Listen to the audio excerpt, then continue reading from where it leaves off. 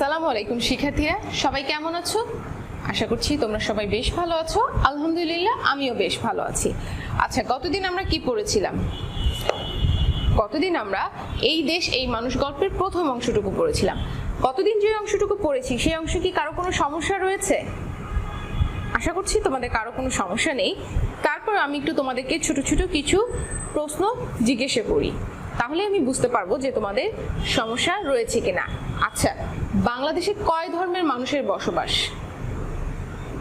হ্যাঁ, ঠিক বলেছো, 4 ধর্মের মানুষের বসবাস। আচ্ছা, বাংলাদেশের ক্ষুদ্র জাতিসত্তার লোকজন কোন এলাকায় বসবাস করে? ঠিক, পাহাড়ি অঞ্চলে বা পার্বত্য অঞ্চলগুলোতে ক্ষুদ্র জাতিসত্তার লোকজন বসবাস করে। আচ্ছা, রাজশাহীতে বসবাস করে কোন জাতিসত্তা, ক্ষুদ্র জাতিসত্তা? ঠিক বলেছো, সাঁওতাল। আবার কারোটা হয়তো বা ভুলিয়ে ফেলেছো যে রাজবংশী এবং সাঁওতালের মধ্যে। আমি আশা করছি যে তোমাদের ওই পড়ার অংশ থেকে আর কোনো সমস্যা নেই। আজকে আমরা গল্পের দ্বিতীয় অংশ পড়বো। দেখো, তোমাদের সুন্দর করে লিখে দেওয়া আছে লেকচার 2। আমাদের যে লেকচার শিট আছে সেখানে সুন্দর করে দেয়া আছে যে আজকে আমরা কি কি বিষয় পড়বো। তার আগে আমরা দেখি আজকের বিষয়গুলোতে কি কি অংশ রয়েছে। গতদিন আমরা কি করেছিলাম? 4টি মূলত পয়েন্ট বলেছিলাম যে এই গল্প থেকে কি কি বিষয় পড়ার আছে সেগুলো। আজকে ওই 4টি পয়েন্টের কিন্তু আমরা গতদিন দুটো দেখেছিলাম। এক হচ্ছে পেশার, আর একটা হচ্ছে বিভিন্ন ধর্মীয় উৎসবের কথা জেনেছিলাম, কিন্তু বিস্তারিত কিন্তু সেই অংশটুকু পড়িনি। এখন আমরা আজকে বিস্তারিত কিন্তু সেই পয়েন্টগুলো পড়বো। তার আগে তোমরা তোমাদের বইটি বের করে নাও।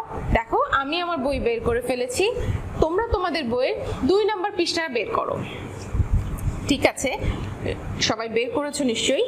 এখন আমি যে অংশটুকু রিডিং করব, তোমরা কি করবে? প্রতিটি লাইনের নিচে আঙ্গুল রেখে মিলিয়ে নিবে যে আমি কোন অংশগুলো পড়ছি, এবং তোমাদের কাছে মনে হতে পারে যে যেই শব্দের অর্থগুলো বা যে শব্দ উচ্চারণ করতে তোমাদের কিছুটা সমস্যা হতে পারে, সেই শব্দগুলো তোমরা একটু আমি যখন বলবো তখন মিলিয়ে নেবে, কেমন? আচ্ছা, ভাবো তো কৃষকের কথা, তারা কাজ না করলে আমাদের খাদ্য জোগাতো কে? সবাইকে তাই আমাদের শ্রদ্ধা করতে হবে, ভালোবাসতে হবে। সবাই আমাদের আপনজন। আমি গতদিন তোমাদেরকে বলেছিলাম যে খুব একটি সুন্দর উদাহরণ দিয়ে আমাকে দিয়ে যে আমি যদি খাবার উৎপাদন করতে হতো আমার নিজেরটা, তাহলে কি সেটা সম্ভব হতো কিনা। তাহলে দেখো, এখানে সুন্দর করে লেখা আছে যে কৃষক যদি খাদ্য না জোগাতো তাহলে আমাদের জন্য খাদ্য কে জোগাতো? আমাদের আছে নানা ধরনের উৎসব। মুসলমানদের রয়েছে 2টি ঈদ, ঈদ উল ফিতর, ঈদ উল আজহা। আমি কতদিন তোমাদের বলেছি এই বিষয়ে। হিন্দুদের দুর্গাপূজা সহ আছে নানা উৎসব আর পার্বণ। বৌদ্ধদের আছে বুদ্ধ পূর্ণিমা, খ্রিস্টানদের আছে স্টার সানডে আর বড়দিন।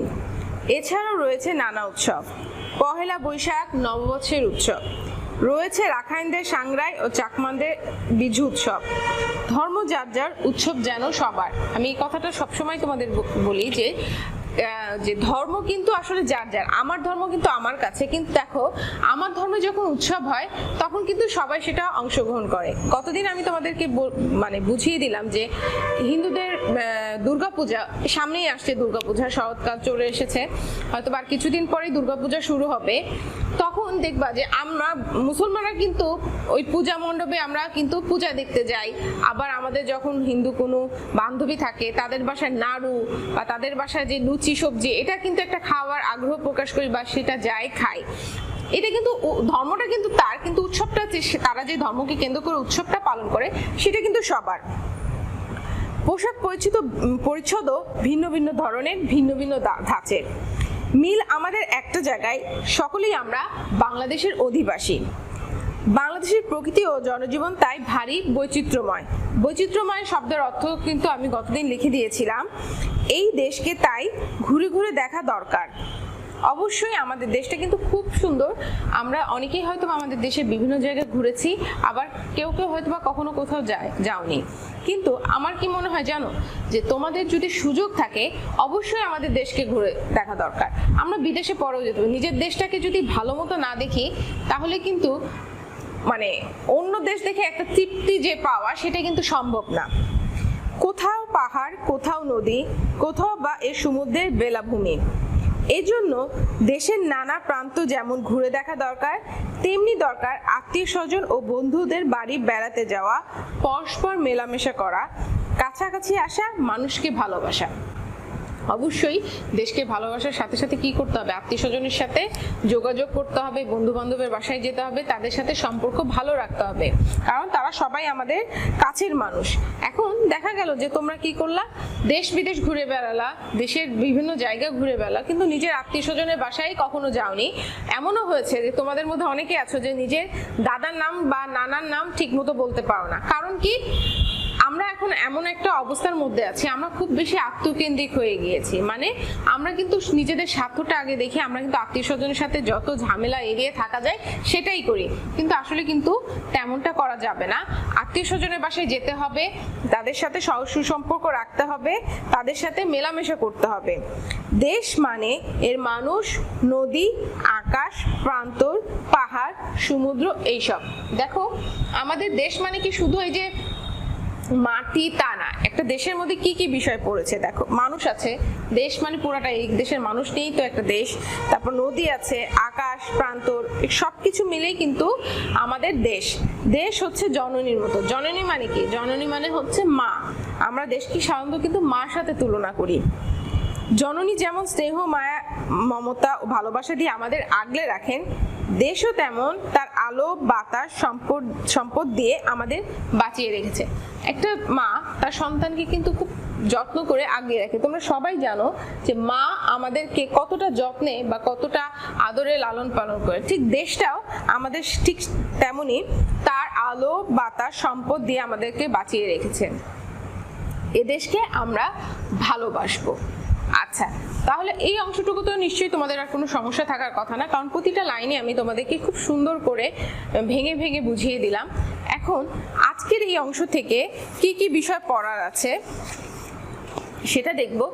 যতক্ষণ আমি তোমাদেরকে নতুন শব্দের অর্থগুলো লিখে দেবো, তোমরা কি করবে, নিজেরা একটু সেই অংশটুকু রিডিং করো, ঠিক আছে? আচ্ছা ঠিক আছে, দেখো শিক্ষার্থীরা, তোমরা নিশ্চয়ই একটু সময়ের মধ্যে তোমাদের অংশটুকু রিডিং করেছো। আজকের পড়ানো অংশ থেকে যেসব নতুন শব্দের অর্থ রয়েছে সেগুলো আমি সুন্দর করে বোর্ডে লিখে দিয়েছি। দেখো কি কি রয়েছে। শ্রদ্ধা মানে হচ্ছে সম্মান, উৎসব, আনন্দ অনুষ্ঠান, প্রান্তর, মাঠ বা জনবসতি নেই এমন বিস্তীর্ণ ভূমি, বিজু চাকমাদের নববর্ষ উৎসব, সাংরাই রাখাইনদের নববর্ষ উৎসব, অধিবাসী স্থায়ীভাবে বসবাসকারী, ধাঁচ মানে হচ্ছে ধরন, পার্বণ নির্দিষ্ট দিনের উৎসব।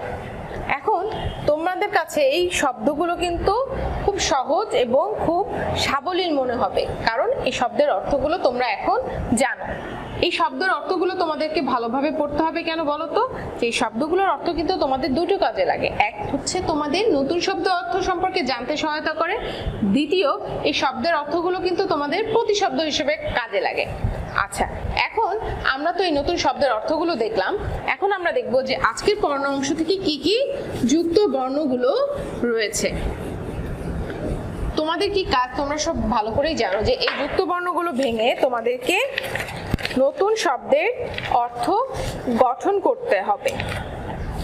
দেখো আজকের পড়ানো অংশে যেসব যুক্ত বর্ণ রয়েছে, কতদিন আমরা বেশ কিছু যুক্ত বর্ণ দেখেছিলাম, কিন্তু এগুলো বাদেও আমাদের আজকের পড়ানো অংশে কিছু যুক্ত বর্ণ আমরা পেয়েছি।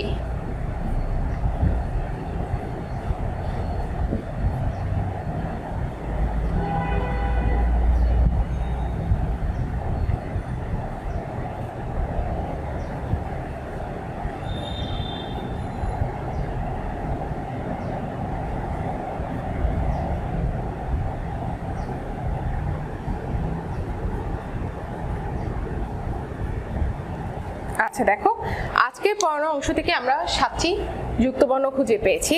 1 ক্ষয়রফলা, দন্ত শয়ট, তালব্য শয়রফলা, ময়রেফ, নয়ন, দন্ত শয়ন, মূর্ধন্য শয়প। একটা জিনিস তোমাদেরকে বলে রাখি, আমি তোমাদের গত সাময়িক পরীক্ষায় মানে দ্বিতীয় সাময়িক পরীক্ষায় একটা জিনিস খুব বেশি দেখেছি, তোমরা কিন্তু এইটা দিয়ে বানানটা ভুল লিখেছো। তোমরা পরস্পর শব্দটি অনেকেই লিখেছো এরকম দন্ত শয় প দিয়ে, কিন্তু পরস্পর বানান কিন্তু এটা ভুল। পরস্পর বানানো হবে মূর্ধন্য শয় প। অধিকাংশ ছাত্রছাত্রীর খাতায় আমি কিন্তু এই ভুলটা দেখেছি গত সাময়িক পরীক্ষায়। এর পরবর্তীতে তোমরা কিন্তু এই বিষয়টি মাথায় রাখবে যে পরস্পর বানান কখনো কিন্তু দন্ত শয় প দিয়ে হবে না। তোমরা এই শয় পটা এরকম দন্ত শয়টা আর এইটা এই দেখতে একই রকম বলে তোমরা কি করেছো, অনেকেই এইভাবে লিখেছো, কিন্তু দেখো এইখানে আমরা যখন কম্পিউটারে লিখি তখন কিন্তু এইরকম লেখার পর এইরকম একটা দাগ থাকে, এইরকম কিন্তু একটা দাগ থাকে, এই দাগ মাঝখানে কাটা, এটা কিন্তু মূর্ধন্য শয় প।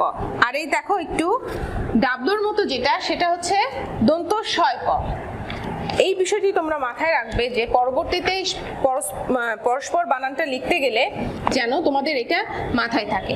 ঠিক আছে, আজকে তোমাদের যে বাড়ির কাজ রয়েছে, তোমাদের রয়েছে আজকের পড়ানো অংশ থেকে কিছু এক বাক্যের উত্তর, তোমরা এগুলো লিখতে, সেটা সুন্দর করে দেয়া আছে। তোমরা এই মানে বাক্য মানে শব্দের অর্থ এবং প্রশ্নের উত্তরগুলো শেষ করবে, কারণ তোমাদের খুব বেশি মানে কষ্ট লাগার কথা নাই।